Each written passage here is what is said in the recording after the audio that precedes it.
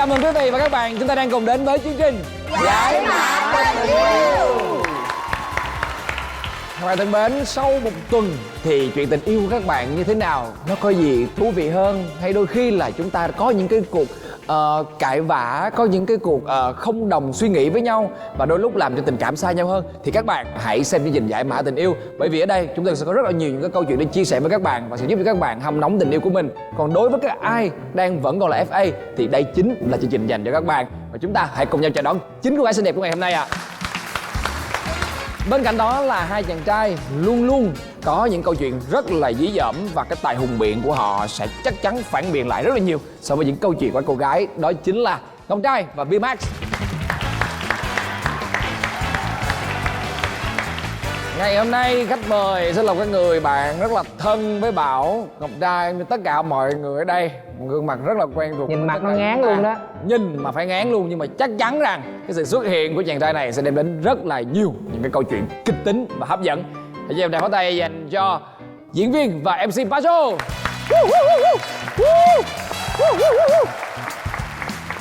Ngán chưa? Chưa ngán luôn. Chào mọi người. Trời ơi, ngày hôm nay Paso vô đây là coi như là đất dành cho Paso rồi. Thật ra là ngày hôm nay là mình đắn đo lắm mới quyết định là tham gia giải mã tình yêu cùng các bạn. Tại vì Paso cũng vốn dĩ mình cũng hơi khô khan chút xíu, không biết có cái gì để nói hay không. Nhưng mà những kinh nghiệm của mình đã trải qua trong hôn nhân thì hy vọng là cũng có thể sẽ có những lời khuyên cho tất cả mọi người. Oh wow, tôi nhảy. Thôi, Em thi mà. Không có tập trước không vậy? Trời ơi, tập trước 3 ngày luôn á. Ai tới đây á, ai là nam khách mời tới đây cũng nói là sẽ tới đây để giải mã tình yêu trơn, mà cuối cùng vô một hồi rối não luôn. Thật ra là những cái chuyện mà rối rắm của mọi người, những người mà chưa lập gia đình á thì có lẽ là Paso cũng đã trải qua rất là nhiều, thì hy vọng nghĩ rằng là mình có thể trả lời. Còn nếu như những cái gì mà Paso thiếu sót thì cũng là một bài học dành cho Paso để về có thể tốt đẹp hơn với vợ mình thì sao, đúng không? Cái đây là những câu chuyện mà chúng ta sẽ cùng chia sẻ với nhau, đúng không? Đôi khi đó là những cái suy nghĩ của phụ nữ mà đàn ông không bao giờ hiểu được và ngược lại. Và ngay bây giờ sẽ là chủ đề của ngày hôm nay. Chủ đề ngày hôm nay của chúng ta đó chính là mâu thuẫn với người yêu vì chuyện tiền bạc. Ở chu trai nhạy cảm.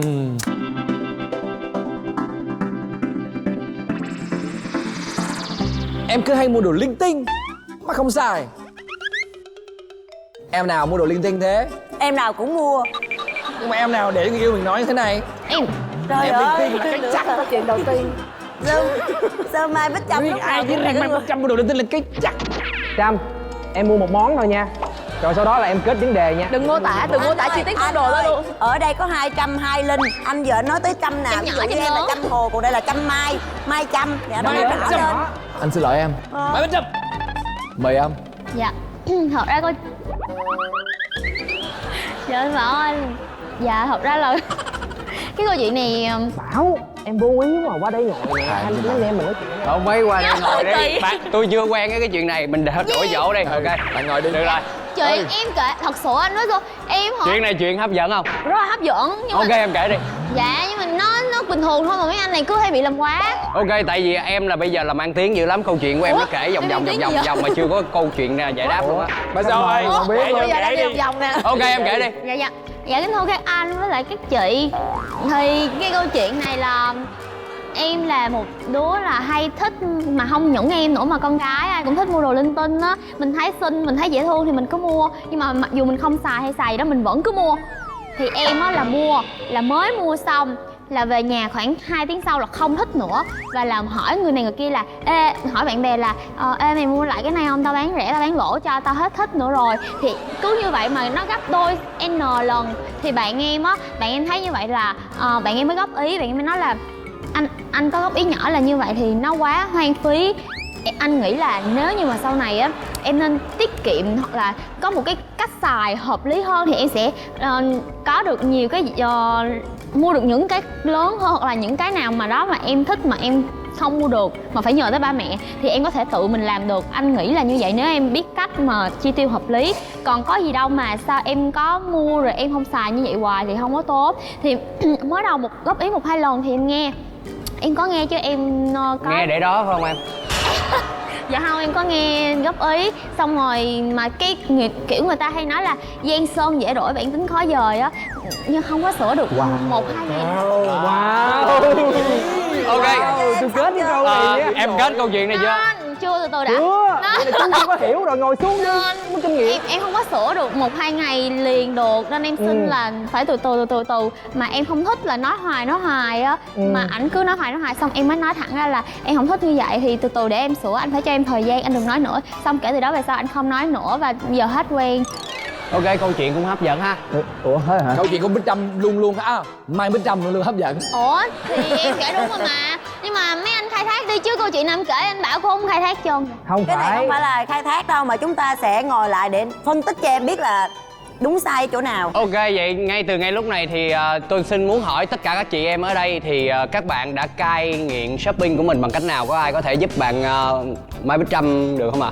Thay vì mua thì mình ăn. Trời, lại trúng một nhỏ Ăn linh tinh. Ok, đây cũng là một sáng kiến. Cứ mỗi vậy như vậy thì để có thể giúp cho bạn Mai Bích Trâm thì cứ mỗi lần mình nghĩ tới mình sẽ mua một món đồ gì đó thì mình hãy mua một món đồ ăn vừa có thể giúp cho sức khỏe của mình. Nói chung là bây giờ nè, cái vấn đề á, cái cốt lõi ở đây á, cái chủ đề của chúng ta á, là em mâu thuẫn cái gì với bạn trai em về chuyện này? Là mâu thuẫn ở chỗ là em không thích mà góp ý quá nhiều. Coi như là em nghe em thấy bị phiền. Nên thông cảm cho mình, giống như là ai cũng có những cái tính xấu riêng thì từ từ mình sẽ giảm dần. Vậy thì mong muốn trong tương lai của em về cái người bạn trai á, sắp tới hay là hiện tại á, ví dụ như muốn nhắc em về một cái điều gì đó mà em đang sai thì phải nhắc bằng cách nào? Như có thế thể nào giúp đây? cho khán giả của chương trình biết được không? Em theo kiểu là không thích kiểu gọi là cái gì anh trai hiểu không? Hả? Tức là không thích nói. Anh hiểu. Ok, anh sẽ hiểu giùm em. Tức là em không thích cứ liên tục nói vào lỗ tai của em. Ví dụ như là nếu như là anh ghi ra giấy rồi anh dán cho tủ lạnh được không em? Dạ được, ý em là những cái cách nhắc nhở hài hước và làm cho mình cảm thấy dễ chịu, chứ đừng có mà kiểu gia trưởng áp đặt mình. Anh không thích như vậy, em phải làm, em không thích như vậy á, cái kiểu hài hước. Trong cái chuyện của em hồi nãy á, chị thấy được là không phải là bạn trai em gia trưởng hay là gì đâu, mà có nghĩa là người ta thực sự muốn góp ý cho em. Tại vì hồi nãy chị có nghe em nói là ví dụ em mua cái món đồ đó về xong 2 tiếng sau em đã đổi ý rồi, em hiểu không? Thì có nghĩa là một người khác người ta nhìn vô, người ta thấy em cái sự lật mặt á, gọi là lật mặt của em nó nhanh quá, mà những cái chuyện đó nó không có đáng, vừa tốn tiền mà không được một cái gì hết. 2 tiếng sau đã chán rồi. Con người em thật sự kỳ cục luôn á. Trâm nhỏ Dạ. khi mà là nghe em kể chuyện xong là anh thấy đồng cảm với thằng bạn trai của em đó. Thật đồng ra cảm đây với nó, những đúng cánh không? đàn ông ở đây ai cũng đồng cảm với bạn trai của em cả. Nhưng mà bao nghĩ là cái chuyện này không chỉ là riêng mình Bích Trâm, Mai Bích Trâm bị đâu, rất nhiều người khác bị nữa. Em cứ nói Trâm lớn Trâm nhỏ đi. Lớn trong nhỏ cho đi, dễ. chưa dễ thương. Nghe là dễ thương nữa. Không biết ở đây có ai bị không ạ? Nhiều. Trời ơi, chắc ai cũng bị mà. Ai cũng sẽ, em nghĩ là con gái thì ai cũng ít nhiều thì cũng sẽ thỉnh thoảng bị bạn trai nói. Nhưng có một vấn đề em nghĩ chị em phụ nữ đồng cảm, đó là con gái có rất nhiều thứ cần phải tốn tiền. Chẳng hạn như là mỹ phẩm thì mỹ phẩm dưỡng da, rồi mỹ phẩm trang điểm, rồi phải đổ như là những cái, đúng rồi, có những người phụ nữ mà làm, nhất là chị em mình làm trong nghệ thuật thì phải thường xuyên phải đổ tiền vào spa để chăm sóc da nữa, tại vì sau những cái đợt đi quay về thì da hư hại. Nói chung là có rất nhiều tiền. Này nhắc khéo. Nói chung là ngày hôm nay là cũng phải có những cái nốt Đúng rồi. để dành về con. Thật ra em nghĩ là các anh nên thông cảm cho phụ nữ. Ở đây là các bạn nam có ai từng mâu thuẫn với lại bạn gái của mình về cái chuyện là bạn gái quá thích cái chuyện là mua đồ linh tinh không? Cũng có chứ. Thấy đi siêu thị vô thấy bịch này về thì tự nhiên mình thấy mấy cái đồ không xài thì mình phải nói với nó, em phải mua mấy cái nào mà xài mua, chứ không mua những cái như vậy thì tốn tiền. Thật ra trong trường hợp này tôi và bạn trai chắc là hiểu nhiều, tại vì bình thường ở nhà vợ mình á thì có một quan điểm như thế này, tức là sẽ mua nhiều món mà cảm thấy là giá tiền trung bình và để bày. Nói chung là việc quá nhiều cho nên là mình không dọn dẹp được hết, mà điều đó thì làm cho căn nhà của mình trở nên nó lúc nào nó cũng hơi bề bộn, và thì mình cho rằng những cái món đồ đó lại là món đồ linh tinh. Cho nên mình cũng như mình vừa nói là thay vì vậy sao em không mua một cái món đồ, một cái áo, một cái quần nó có giá trị chút xíu, và thậm chí đi ra đường em sẽ tự tin với cái bộ đồ đó, cái món đồ đó. Thì nói chung là hai quan điểm cũng hơi khác nhau như vậy. Vậy thôi. Hợp lý.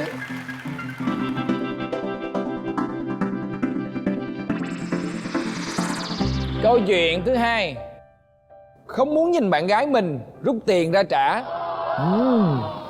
Wow, vậy mà mâu thuẫn á. Ai vậy ta? Câu chuyện này của ai ta? Câu chuyện của em Không thấy em nhiều câu chuyện lạ lắm luôn á. thì em có một người bạn trai hay một người bạn á, em muốn là họ đi bên cạnh em thôi. Cái đó là cái mục đích mà em rủ người ta đi. Em không mong là mình đi shopping là để người ta trả tiền. Em cũng không rủ người ta đi ăn để người ta trả tiền. Em vẫn có thể lấy tiền của em đi làm để em trả cho người ta. Nhưng cái điều em muốn á, là em muốn cái người đi bên cạnh của em, chứ không phải là em muốn người đó trả hay gì đó. Em vẫn biết họ hiểu cái điều đó, nhưng mà có đôi lúc họ luôn né tránh là họ kiếm cớ là bận hay là cái gì đó. Em biết là lý do họ không đủ tự tin là họ có tiền để họ trả cho em, chứ không phải họ không muốn đi bên cạnh em. Nhưng mà hai người đều có những cái vấn đề lấn cấn. Là một người á, thì khi mà em cảm thấy buồn cái chuyện mà em rủ nhưng mà rất nhiều lần người ta không đi với em, thì em mới hỏi tại sao. Thì đương nhiên là sau một lần lòng vòng thì họ mới nói là tại vì anh thật sự anh không muốn nhìn em trả tiền, anh muốn anh là cái người phải rút tiền ra để trả cho em. Em biết cái đó là ý tốt, nhưng mà cái mục đích mà em muốn hiện tại là em muốn được người ta đi với em thôi. Chứ không phải là em muốn là em không ngại cái chuyện là tại vì con trai con gái giờ bình đẳng. Em có nói ra cái điều đó với họ không? Em có nói nhưng mà nói rồi cũng không ít khi mà giải quyết được lắm. Tại vì vấn đề là họ là những người trẻ, họ cũng như mình, họ trong thời gian lập nghiệp cho nên họ không thể nào lo cho mình được. Thì cái đó em hiểu, em thông cảm. Em chỉ muốn là bây giờ em rủ đi ăn thì đi với em đi, em rủ đi mua đồ thì đi, chỉ cần lựa cho em thôi. Tại em biết người ta có gu hay gì đó em mới rủ. Đó, mục đích của em là chỉ muốn được đi bên cạnh người đó thôi. Nhưng mà cái chuyện tiền bạc nó hơi tế nhị. Thì đôi lúc mình chỉ lựa lời mình nói thôi. Mình nói thì người ta cũng chỉ nói là thật sự thời gian này em thông cảm nha anh không thể đi cùng em được. Không phải anh không muốn đi, nhưng anh có những cái lý do riêng. Em vẫn biết lý do đó là gì mà em thông cảm. Mà đôi lúc á, khi mà đi chơi em còn mượn ví người ta nữa, em nhét tiền vô nữa, chứ không phải là em thiệt sự luôn á. Người phụ nữ này trên đời ở đâu nữa Không có nhiều lắm. Đầy ra. Tôi đang tìm người phụ nữ đó. Anh tìm nữa hả? Anh còn tìm nhờ nữa. ngày mai nữa. Ý là đang Em gái cho mấy chị tìm nhờ để đi. mình biết là ở đó. Em gái cho mấy chị nhờ đi. Alo. Rồi, Giống nhỏ này đó. cái vấn đề của Gia Linh á là bạn trai đó là người ta không có muốn nhìn em rút tiền ra trả, cho nên là tại vì người ta lo là người ta không có đủ sức để người ta trả chuyện đó, đúng không? Cho nên không có muốn em tiêu xài một cách quá hoang phí, đúng không? Em cho rằng cái chuyện đó là đúng hay là sai, đúng Tại không? vì anh cũng không hiểu nữa. Ý là mọi người không hiểu đúng không? Chính bản thân em cũng không hiểu mà. Em không phải. Không, thật ra ở cái câu nói này của em á, anh chỉ đang thật sự muốn biết rằng cái chuyện mà em hành động, em nói như vậy với bạn trai của em, hay cái điều em mong muốn như vậy với bạn trai của em là đúng hay là sai, thì anh sẽ giúp em trả lời câu hỏi đó. Có nghĩa là sau những lần mà em rủ người ta đi không được, em giận lẫy. Thì Nhưng mà em đã biết lý do em giận là em Em biết luôn rồi đúng không? đó là vấn đề của con gái anh. Mình vẫn biết, mình vẫn thông cảm cho người ta, nhưng mà anh hiểu không, con gái cũng chỉ là con gái thôi, họ rất là tủi thân. Tại sao mình chỉ phải làm một mình? Anh hiểu, khi mình có bạn mà mình luôn luôn phải làm cái gì đó một mình. nói chung em muốn có người chia sẻ. Cái vấn đề của em nằm ở cái việc là em muốn có một ai đó chia sẻ với em mà người ta không có làm được cái chuyện đó. Nhưng mà không phải Người ta không làm được, người ta vẫn cố gắng làm được, nhưng mà anh hiểu lòng tự ái của con trai không? Đi mà để bạn gái cứ phải thế này thế kia, hay là mình không lo được cho bạn gái. Em biết người đó là người tốt, bởi vì họ như vậy họ mới không muốn nhìn thấy cảnh em như vậy, nhưng mà mình vẫn giận chứ. đâu có gì giận đâu. Không Vậy phải là giận đó. Các bạn nữ ai thấy câu chuyện của Gia Linh là nếu mà mình rơi vào chuyện đó mình sẽ giận bạn trai mình, có ai giận không? Không. Em thấy chưa? Cá nhân chị á, nếu như mà về trường hợp mà người đó không thích đi, chị sẽ tránh cái trường hợp rủ đó luôn. Đúng. Đúng Tại rồi, vì tránh luôn. người ta đã nói là không thích thì mình sẽ giải quyết cái chuyện đó của mình và mình không rủ nữa. Chia sẻ có rất nhiều cách để chia sẻ, không nhất thiết phải đi mua sắm, em hiểu không? Cho nên đó cũng rất là khó. Tại vì em biết ăn chung thì ta tiền bạc là tế nhị lắm. Đúng. Em lại nghĩ người đó không thích đi mua sắm á. Tại vì có nhiều người bạn trai họ không thích đi mua sắm. Nói chung là Cũng về có cái thể. vấn đề gì cũng được, nhưng mà người ta đã nói là người ta không muốn như vậy thì mình tránh cái vấn đề đó ra luôn để khỏi phải tranh cãi. Là Cho tốt nên nhất. là bị giận nhau là cái đó là hơi khó. Hơi kỳ hơi khó á, cho người tính ta. kỳ á. Rồi. Ok, chủ đề tiếp theo.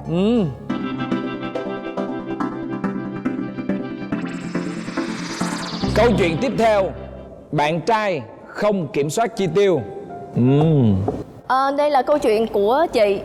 Cái vấn đề nó xảy ra là bởi vì chị với lại bạn trai chị có một khoảng thời gian sống chung với nhau. Và khoảng thời gian đó là chị là người được giữ hết tất cả các tiền bạc đó.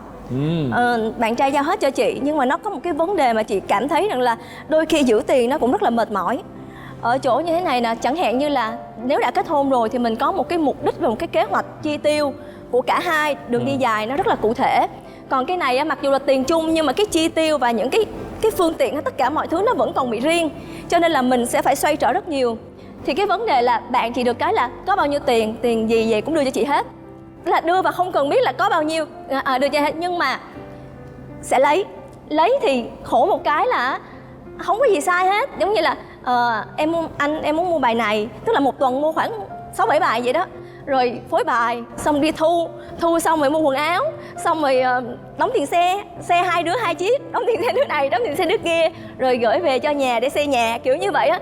Tức là tự nhiên không ăn nhậu, không có gì hết, tức là những cái vấn đề chi tiêu đó thì không có. Chẳng hạn là trong bóp nhiều khi chị nói đi quay gì đó cầm 500 hay 1 triệu đi đổ xăng, kiểu như vậy. Nhiều khi còn tiết kiệm là đi xe máy nữa, kiểu như vậy. Nhưng mà cái vấn đề còn lại để mình phải xoay sở trong cái số tiền đó nó quá nhiều. Và đôi khi sao anh mua gì mua hoài vậy, bài chưa có ra, chưa có thu gì hết mà vẫn cứ mua.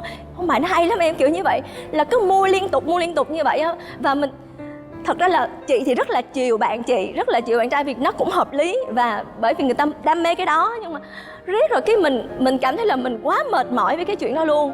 Và có một cái lần mà gây nhau thì nó cũng không là gây, mà chị bị bực là, tức là bạn trai chị ngoài cái việc là mua bài ra thì chuyển qua là mua quần áo. Chị thì không phải là người thích shopping thường xuyên, tại vì do là từ ngày xưa là đi học là chị đã tự thiết kế cái chi tiêu của chị rồi. Nếu mà mua đồ là chị chỉ quy định là một tuần như vậy chị có lương là 400 đúng không, thì chị chỉ được trích đúng 100 vào đúng ngày chủ nhật để mua cái gì cũng được, là trong vòng cái đó thôi. Kiểu như chị đã quen với cái chuyện đó rồi. Nhưng mà bạn chị á là mua hoài, tức là cứ thấy là chị ôm rồi là mua, cái mỗi lần vậy xách diện bịch, em ơi 10 mấy triệu, kiểu như vậy á. Trời ơi đồ anh chưa mặc hết mà anh mua cái gì mua nữa rồi, kiểu như vậy á. Và đến một lần mà bực quá chịu không nổi luôn á, là chị gom hết tất cả những cái quần áo ở trong tủ, từ đồ diễn cho đến đây toàn bộ là những cái đồ anh chưa có mặc tới luôn á, và anh vẫn cứ mua, bây giờ anh vẫn mua nữa hả? Thì sau cái lần đó thì nó cũng có một chút xíu căng thẳng, tại vì thật ra chị cũng không có đưa ra cái vấn đề rằng là tiền bạc nó làm chị mệt mỏi như thế nào. Chỉ có duy nhất một cái chuyện ở đây á là đôi khi á chị nghĩ là có thể là trong cái việc mà khi mà mình giữ tiền của bạn trai, nó cũng không phải là một điều hạnh phúc và sung sướng gì đâu. Và chị cũng bị một cái tính nữa là chị rất là chiều bạn chị, cho nên là chị không có muốn gây với những cái kiểu như vậy, và cuối cùng là một mình chị phải gồng cái chuyện đó luôn. Nói chung là do cái tính của chị chiều bạn trai cho nên chị là mình phải thay đổi cái tính. Lời khuyên duy nhất đúng không? Thực sự là cái người mà em nghĩ là đáng trách trong câu chuyện này nha, không phải là chị. Tại vì cái vấn đề là mình chiều bạn trai của mình, là đó là một cái việc bạn trai là có phước. Nhưng mà khổ một cái là khi đã bắt đầu sống chung với chị rồi mà là chị vẫn mà anh ấy á vẫn giữ cái thói quen chi tiêu hồi trước. Tại vì nếu mà giữ cái thói quen chi tiêu hồi trước là anh đâu có thể nào mà là có một cái phần riêng để mà lo cho gia đình đâu. Và chị đang muốn như vậy là cái anh chàng đó là phải nghĩ nhiều hơn cho tương lai, giống như là ảnh đang bị nghĩ ngắn á, thấy không? Cho nên là cái người sai đầu tiên luôn á là bạn trai của chị. Tại vì anh ta xài hoang. Còn cái sai tiếp theo là do chị chiều anh quá. Đến đúng rõ ràng. Vậy thì bây giờ nếu như mà vậy thì khi mà yêu nhau chúng ta có nên xài tiền chung hay không? Nên. Cô gái nên không? Nên. Không nên, là lập gia đình rồi, còn không nên là còn đang yêu mà làm gì có tiền chung. Chúng ta đang nói chỉ là đang yêu nha. Đang yêu thì làm gì có tiền chung mà xài. Không nên hay nên? Không nên. Nói chung là phần lớn ở đây thống nhất với nhau rằng là không nên xài tiền chung. Không, nhưng mà nếu mà sống chung với nhau thì có cần xài tiền chung không? Cái tiền chung đó chỉ chia những tiền chung thôi. Đúng giống rồi. như là tiền nhà, tiền cửa, tiền xe là những cái chung. Còn mà cái tiền mua quần áo anh xài anh tự mua. Đúng. Coi như mình tính ra tiền nhà thấy 5 triệu. Nếu như chỉ là yêu thôi, chỉ là đang yêu nhau và hai cá thể đang sống tách biệt nhau thì cái chuyện mà xài tiền riêng đó là cái điều chính đáng luôn. Tại vì tôi luôn phải giữ hình ảnh đẹp trong mắt em, tôi cũng luôn phải giữ hình ảnh trong mắt anh. Thì cái chuyện mà tôi phải đầu tư cho cái chuyện đó, cái chuyện đó là đương nhiên, cho nên để sử dụng cái đồng tiền riêng của mình là chính đáng. Nhưng do tới khi mà về chung một nhà, xác định cùng nhau sống, thì khi mà đã gọi là ngồi xuống với nhau nói chuyện rất là nghiêm túc, tôi có muốn chúng ta sẽ cùng nhau hợp tác xây dựng lên một cái gì đó mà chúng ta muốn, thì lúc đó nên có một cái quỹ chung. Rồi, nói chung là thống nhất ở đây là khi yêu thì đừng có quỹ chung, còn ở chung nhà thì nên có một cái quỹ chung mà chỉ dùng để những việc chung thôi. Rồi, ok. Ok. Rồi câu chuyện tiếp theo.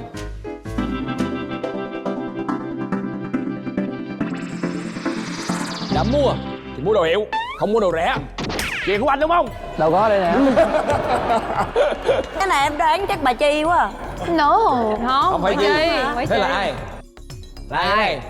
Bây giờ Trâm nhỏ mà lên tiếng là tất cả mọi người đó sợ em luôn đó. Tất cả mọi người quan Là trọng. mâu thuẫn liền luôn á. Là mâu thuẫn Nhã liền. hả? Tại vì á cái môi trường của Nhã với bạn đó hay là bị mâu thuẫn với nhau khi mỗi lần mà đi shopping chung. Tại vì á Nhã thì kiểu như mình hay đi diễn hay đi quay, đừng có nhìn đồ Nhã đang mang, ok? Ok. Không phải, ý là ví dụ như là mình đi quay phim á thì cái vai diễn của mình nó có rất nhiều phân đoạn đúng không? Hay là mình diễn kịch cũng rất là nhiều đồ. Mình không thể nào mua mỗi bộ đồ như vậy là mấy triệu một bộ được. Mình chỉ mua những loại giá trung bình thôi đúng không? Tất cả mọi người ở đây đều hiểu cái công việc của mình nó phải như vậy. Nhưng mà bạn ấy thì không có hiểu đặc thù công việc của Nhã. Cứ mỗi lần mà thấy Nhã mua những cái nó rẻ rẻ thì kêu là mua đồ gì rẻ tiền quá vậy? Phải mua đồ mắc tiền lên. Còn bạn á thì lại mua đồ là lúc nào cũng chỉ mua những cái đồ hiệu thôi và đồ mắc thôi. Sao lúc đó không quay qua nói với nó là ủa anh đưa tiền cho em mua đi. Đúng rồi, đúng không? Nhã không đánh đá tới mức đó nha. Không, nó phải đánh đá. Không, cái này rạch rồi chứ không phải là đánh đá nha. Cái sở thích riêng tư của em chứ không phải là đánh đá, đúng không? Cái đó cũng không phải sở thích nữa, tại mình đi mua đồ là để cho công việc thôi chứ còn Thì bạn ấy không đồng tình thì bạn ấy đưa tiền ra để mình mua. chia tay rồi. Có bao giờ mua đồ hiệu cho Nhã không? Nhã mua đồ hiệu tặng bạn thì có. Ủa trời ơi. Vậy là sao? Chị nói Phải xong nói. Mua đồ cho mình thì mua đồ thường. Xin lỗi cho tôi nói một câu thôi. Cái con dạy trai. Trai đúng, yeah. Cái này là đồng ý. Yeah. Dung. Em hiểu vì sao chị như vậy. Tôi nói câu nào là chắc cú cô đó. Nói mà tôi ứa gà còn cởi đồ ra luôn. Làm sao mà Tặng quà. vậy được. Nhã ơi, Tại sao con Nhã, bạn mình có thể chúng ta yêu như chúng vậy? ta biết nhau cũng khá lâu rồi. Đúng, Tới bây giờ tôi mới biết là bạn dạy trai như vậy luôn á. Ủa vậy hả? Tại sao vậy? bạn thân bao nhiêu lâu nay mà không mua đồ hiệu tặng cho nhau? Ngu à. Trời, cái gì vậy trời? Rồi để chuyện Nhã giải thích là tại sao chị làm như vậy. Thì tại vì bạn mình thích thì mình mua mình tặng. Vậy bạn ấy có bao giờ thích rằng là bạn ấy cũng thích mua cái món đồ đó để tặng cho Nhã không? Tại vì Nhã không phải là người mê shopping. Tức là Nhã mua đồ riêng cho Nhã, không phải là đồ để diễn á. Thì Nhã mua cái nào đáng cái đó. Và Nhã chỉ mua một lần 2 lần thôi. Thì nó cũng là đồ mắc nhưng mà bạn ấy thì không để ý tới chuyện đó của Nhã cho lắm. Thì Thôi, nói chung là em thấy bạn trai của chị vô duyên. Đúng rồi. Mà chị thì ngược lại bản thân mình, đi mua đồ rẻ cho mình mặc xong rồi đi mua đồ hiệu cho bạn trai. đúng không? Được chị vẫn mua đồ hiệu cho chị mặc đó. Không có thương bản thân gì hết hả? Để đi diễn thôi. yêu bản thân, ok. Hãy luôn luôn yêu bản thân mình. Cảm ơn đi, yêu bản thân đi. Rồi, ok. Thôi nói chung là cũng may mắn là chuyện nó đã qua rồi và nó không có kéo dài nữa. Ok, nhưng mà cái tật dạy trai bây giờ còn không? Nghe mày bánh trầm nè, em nói câu gì em nói lại nè. Giang Sơn dễ đổi bản tính khó dời. Ok, Mày thấy chưa? Đó. chắc là còn. chắn là Ok, còn. chúc cho bạn trai của em hạnh phúc dài lâu. Công nhận chứ. Nghe câu chuyện của Nhã xong tao bị sang chấn tâm lý, mày hiểu không? Sốc luôn á. Tao đang không hiểu cái chuyện gì đang xảy ra trong cuộc đời này. Không, người Rồi, phụ nữ như Nhã tiếp tục. tìm đâu nữa. Tiếp tục. Nè, nhanh nè.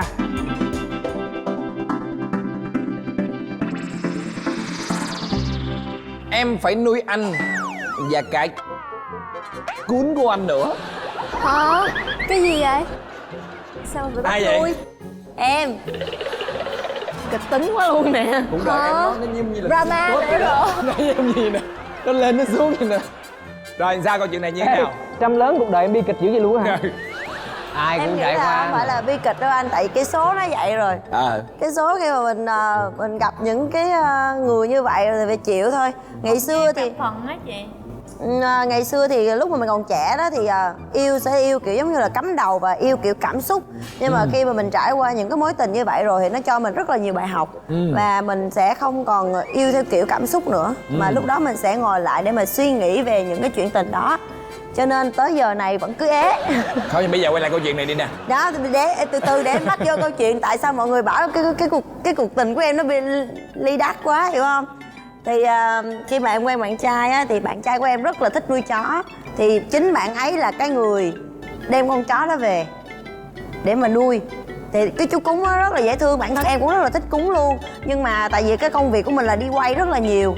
Và bạn trai em có một cái tính đó là khi mà đem cún về nuôi á thì em đi quay hay là bất kỳ đi đâu hết đều phải chở đi theo, không cho để ở nhà. Để ở nhà là sợ bị nó buồn, rồi sợ nó tự kỷ, rồi sợ nó cào cửa, rồi nói chung là đủ các kiểu vậy đó. Vậy thì bạn chở đi, sao em phải chở? Tại vì bạn đi xe máy, còn em thì em đi xe ô tô thì xe máy chở được mà. Không, nhưng mà kiểu là bạn ấy làm ở công ty, làm ở công ty văn phòng á, thì không có thể đem chó theo, cúng theo được. Còn em thì em đi quay thì có thể là những cái nơi mà ví dụ như mình đi quay ngoài ngoại cảnh á, thì mình có thể đem cúng theo được, chị hiểu không? Thì cứ tranh cãi về cái chuyện là em phải đem cúng nó theo, chứ không để nó ở nhà như vậy tội lắm. Rồi thì em vẫn ok, em vẫn chấp nhận nguyên một cái thời gian quá dài. Và gây lộn nhiều nhất vấn đề đó là tiền bạc. Khi mà mình ở với nhau như vậy đó thì đi ăn với bạn bè tất nhiên là bạn trai của em sẽ là người trả tiền. Nhưng khi về nhà mình sống như vậy, có cả nuôi cúng nữa, thì tất cả chi tiêu trong nhà tự nhiên có một mình em gánh vác Em cảm thấy là em rất là nản. Và em cảm thấy là tự nhiên vừa nuôi giống như là mình lo lắng cho ảnh, rồi cũng phải lo lắng cho con cúng mà anh yêu thương nhất nữa. Em mà trong khi công việc của mình quá nhiều, mình bị stress. Và mình sẽ ngồi nói lại, sao anh không có bao giờ chia sẻ với em? Nếu như mà có ý định đi lâu dài với nhau thì những cái chuyện tế nhị như thế này, nếu là một người đàn ông chín chắn và trưởng thành và người có trách nhiệm với gia đình thì phải có cái trách nhiệm là chia sẻ những cái chuyện đó với mình. Còn đằng này á, không chia sẻ gì cả. Cái chuyện mà em đi siêu thị em mua đồ về nấu cơm ăn chung với nhau đó là kệ em, không quan tâm. Tiền bạc bao nhiêu không quan tâm. Rồi tiền này tiền kia, tiền trong nhà, tất cả mọi thứ em phải chi tiêu hết, không quan tâm. Thì em hỏi mọi người là em nên kết thúc cái chuyện này là có chính đáng hay không? Nhưng cái vấn đề của em là em đang tranh luận với người ta về vấn đề tiền không chia sẻ với em, hay là vấn đề không chia sẻ với em những cái công việc đó?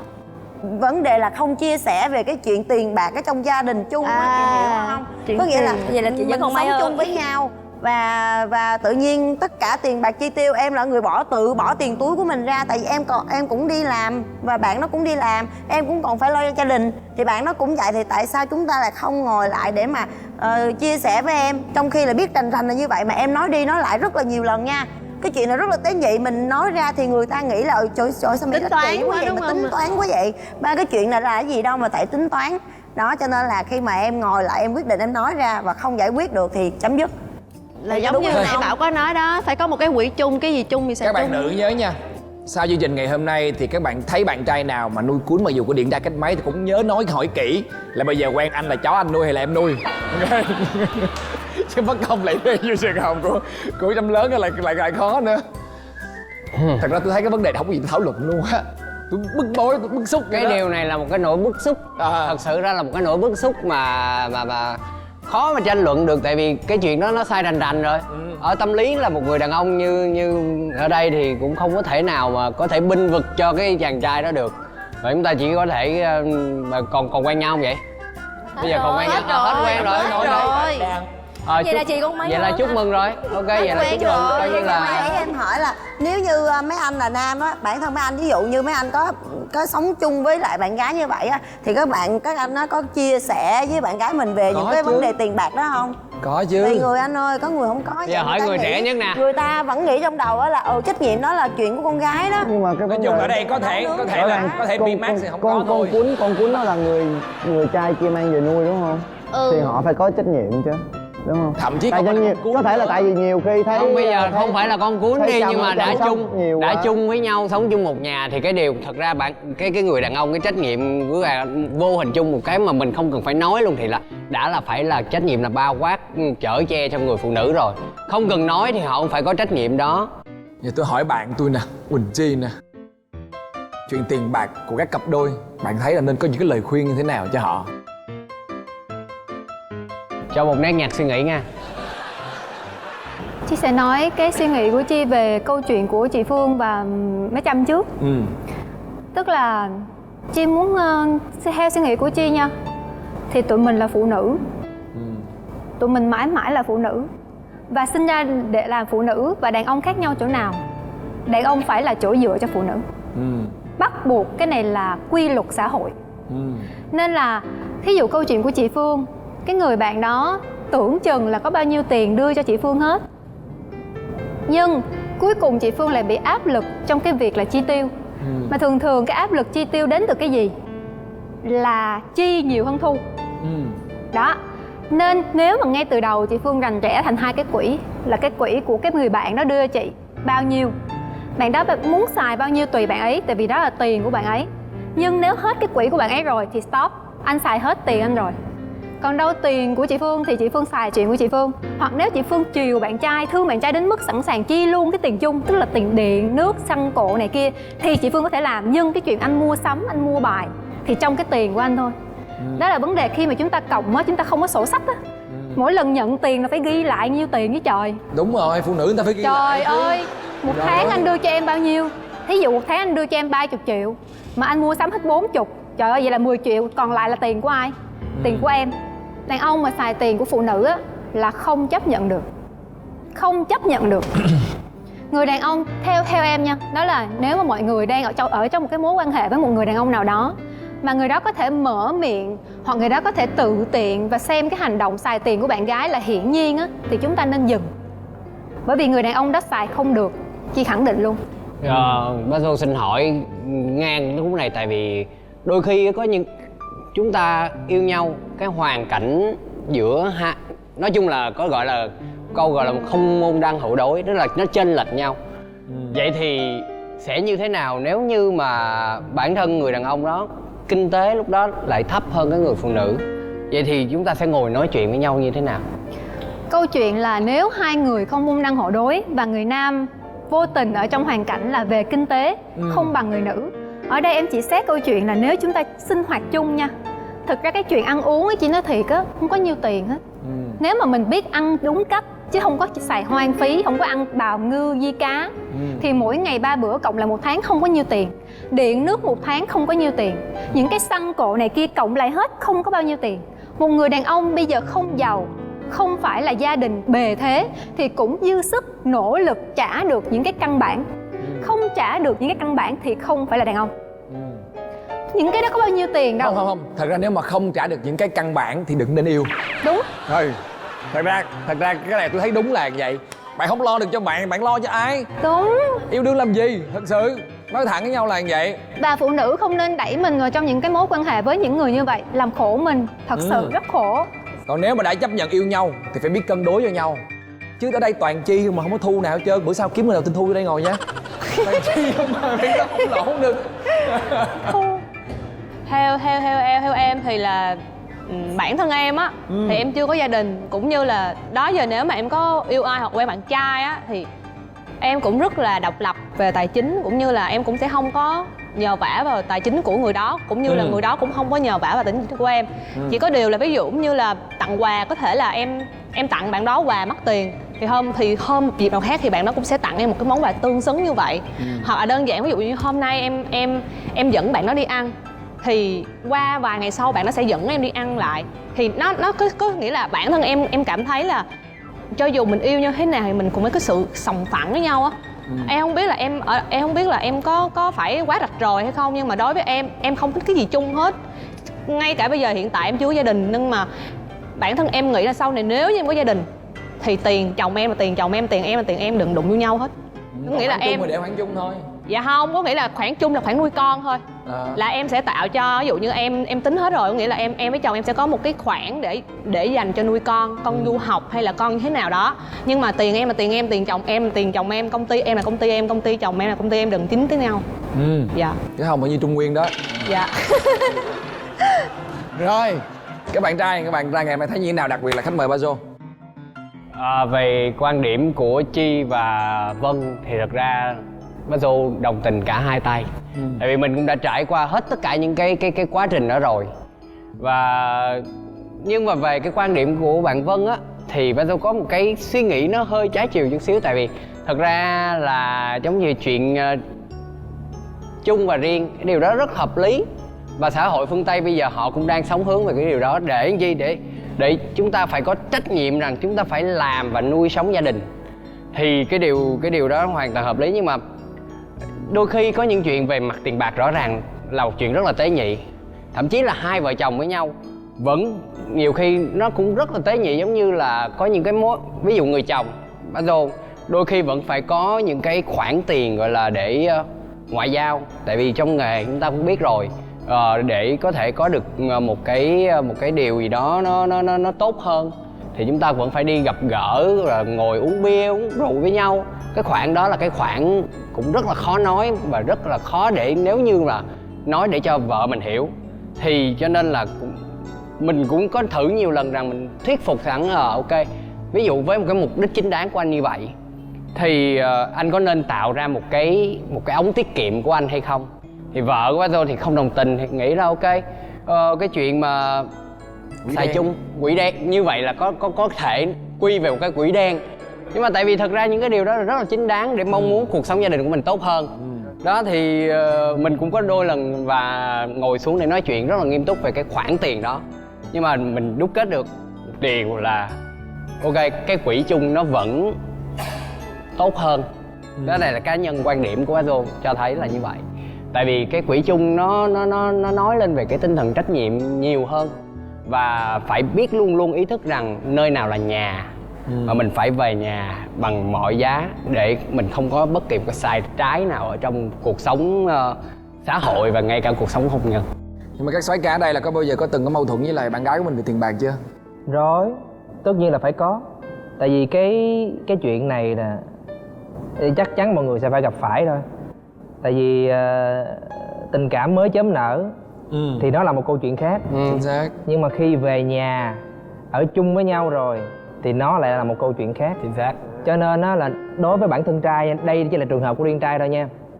Trai may mắn ở một cái chỗ là có một người bạn gái, một người yêu, họ rất là quan tâm tới cái vấn đề chi tiêu của mình. Là tại sao? Tại vì em rất là hay xài hoang. Kiểu như là có những cái lặt vặt á, em nghĩ là cái chuyện nó đơn giản đâu mà, nó không có gì là phải bận tâm. Ví dụ là 500 ngàn, 700 ngàn, 900 ngàn này. Nhưng mà một ngày 10 bận vậy đó. Và là em là cái người không để ý chi tiêu. Chính cái người phụ nữ đó lại nhắc là anh ơi, anh chi tiêu như vậy có thật sự là hợp lý hay không.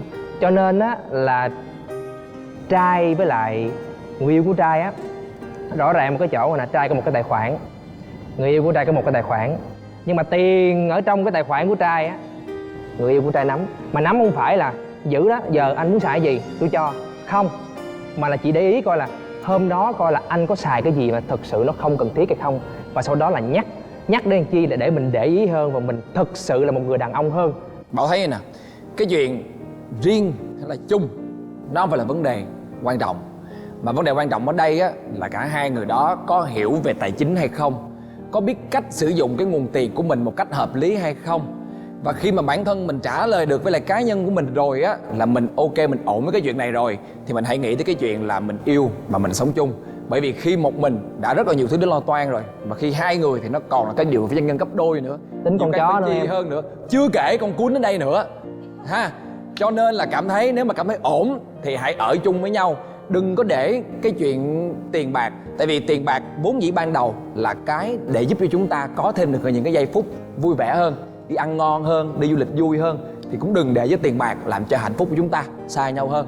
Chúc các bạn sẽ luôn luôn hạnh phúc. Cảm ơn các khách mời rất nhiều ngày hôm nay.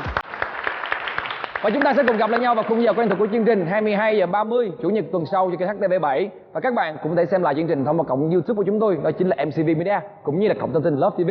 Chúc các bạn có một đêm ngon giấc. Xin chào và hẹn gặp lại.